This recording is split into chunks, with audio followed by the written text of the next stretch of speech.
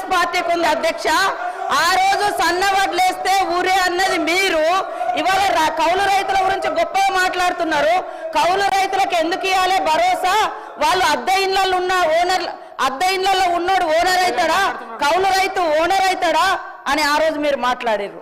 ఇవాళ రైతుల మీద ఏదో గొప్పగా మాట్లాడుతున్నారు. నేను సవాల్ చేస్తున్నా అధ్యక్ష, ఈ రాష్ట్రంలో ఉన్న అందరి భూముల మీద క్లీన్ గా అక్కడ ఒక దగ్గర 100 ఎకరాల ఫామ్ హౌస్ ఉంటుంది, కానీ 10 మంది పేర్లు ఉంటాయి.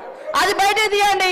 వాళ్ళకి ఇప్పుడు 5-6 లక్షల జీతాలు ఎత్తుకునేటోళ్ళు కూడా రైతు ముసుగులో రైతు బంధు తీసుకున్నారు. మీ హయాంలో గుట్టల సాగులో లేకుండా తీసుకున్నారు. మాలాంటి ఏరియాలలో మోకా మీద ఉండి సాగు చేసినా కూడా పట్టా లేకుంటే వాళ్ళకి మీ హయాంలో ₹1 రాలే, కానీ వాళ్ళు పంట పండించారు.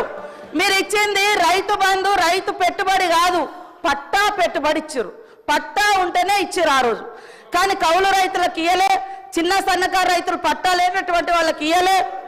అదేవిధంగా రైతు రుణమాఫీ గురించి గొప్ప చెప్తున్నారు. మీరు అనేక మందిని మీరు చేసినటువంటి రుణమాఫీ వడ్డీ మాఫీ అయింది, రుణమాఫీ కాదు. రుణమాఫీ కాదు, అది వడ్డీ మాఫీ.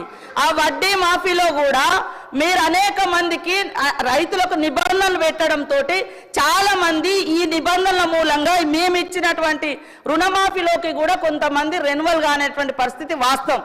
అలాంటి వాళ్ళే ఆగింది.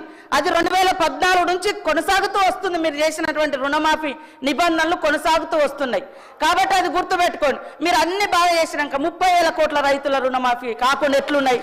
మీరు అన్ని రైతులను రాజులను చేసిర్రు, రైతు బంధు ఇచ్చిర్రు, అన్ని చేసినాక మళ్ళీ 30,000 కోట్ల రూపాయలు వాళ్ళ మీద ఎందుకు భారమైంది?